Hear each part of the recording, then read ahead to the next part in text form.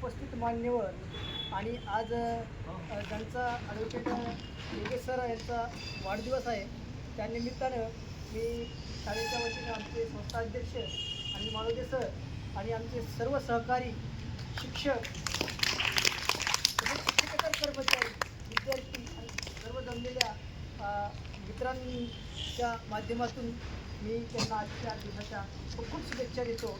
सांगायचं तात्पर्य म्हणजे असं की खूप कमी लोक आहेत की त्या लोकांना अशा वंचित घटकांची शाळा आहे जी की मूकबधिरांची आहे की तसा इतिहास मूकबधिरांचा सांगायचा झाला तर खूप आहे, परंतु वेळेअभावी मी एवढंच सांगू शकतो की सदरील शाळा ही 2002 पासून या ठिकाणी चालू आहे. या शाळेला 2015ला अनुदानासाठी पात्र झाली आणि 2018ला या शाळेला अनुदान मिळालं आणि आज तागात आम्ही घेतलेला वसा अगदी अविरतपणे चालवत आहोत.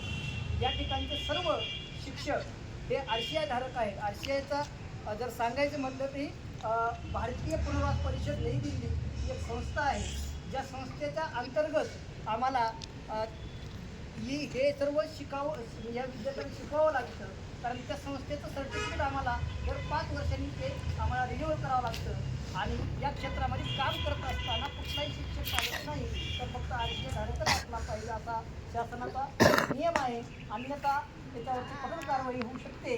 आणि म्हणून इथले जे शिक्षक आहेत ते अगदी म्हणजे RCI धारक आहेत, पदवीधर आहेत आणि या ठिकाणी शिक्षण देत असताना आम्ही टोटल कम्युनिकेशन आणि साईन लँग्वेजच्या माध्यमातून या विद्यार्थ्यांना आम्ही सकाळी 10 वाजता शाळा भरवतो आणि 4 वाजता यांची क्लासेस संपतात आणि ही सकाळचा ह्यांचा दिनक्रम बघितला तर ही मुलं सकाळी ॲटलीस्ट 6 वाजता उठतात आणि त्यानंतर यांना 9 वाजता नाश्ता दिला जातो, नंतर 1 वाजता फुल जेवण दिलं जातं आणि लहान मुलं असल्यामुळे आमच्याकडे 4 वाजता आम्ही नाश्ता देतो आणि संध्याकाळी 7:30 ते 8च्या दरम्यान यांना फुल जेवण दिलं जातं.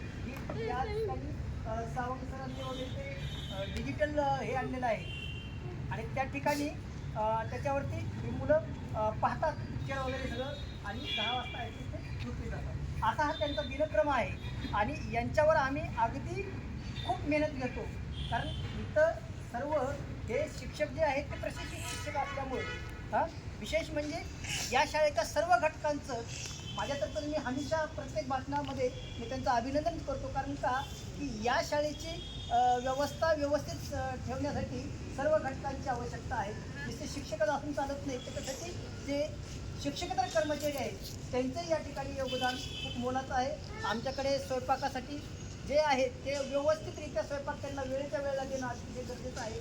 वेळ टळून गेल्यानंतर कदाचित आपल्यालाही माहीत आहे काय होतं ते, आणि म्हणून या मुलांना वेळेवर सर्व देण्याचं सगळं आम्ही करतो आणि या विद्यार्थ्यांना अहोरात्र मेहनत घेतो. आता आपण जास्त वेळ न घेता उपस्थितांचं सर्वांचं स्वागत आपण केले. परत एकदा तुम्ही खूप खूप यांना शुभेच्छा देतो आणि मुलांना जे तुम्ही आज जेवण दिले त्याबद्दल खूप खूप धन्यवाद. आणि आताचा जो एक कार्यक्रम आहे सर्व या ठिकाणी उपस्थितांना मी या कार्यक्रमात आभार व्यक्त करतो आणि सरांना विनंती करतो की आपलं मनोगत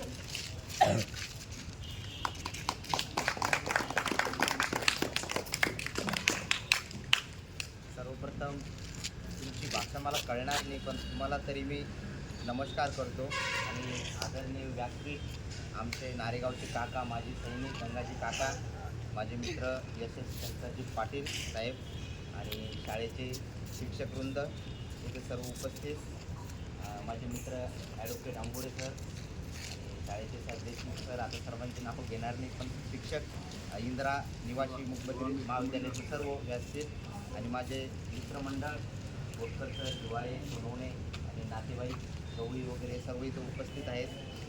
मला एक तुमची भाषा कळत नाही मुलांनो, पण मी सरांच्या माध्यमातून थोडं बोलतो. तुम्ही सर्वजण TV बघता? Yes or no?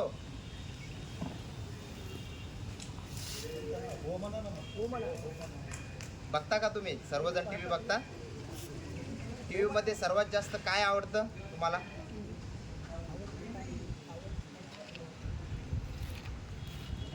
सकाळी किती वाजता उठता तुम्ही?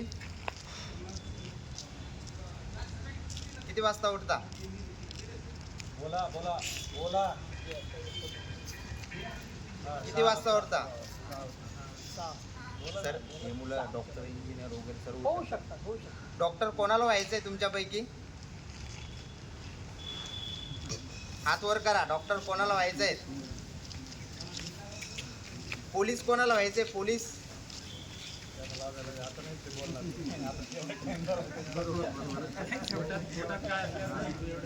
हा भारत देश सर. आता मी पण ट्युशन मास्टर होतो इथं नारेगावमध्ये. 8 ते 10 वर्ष कोचिंग घेतलेले.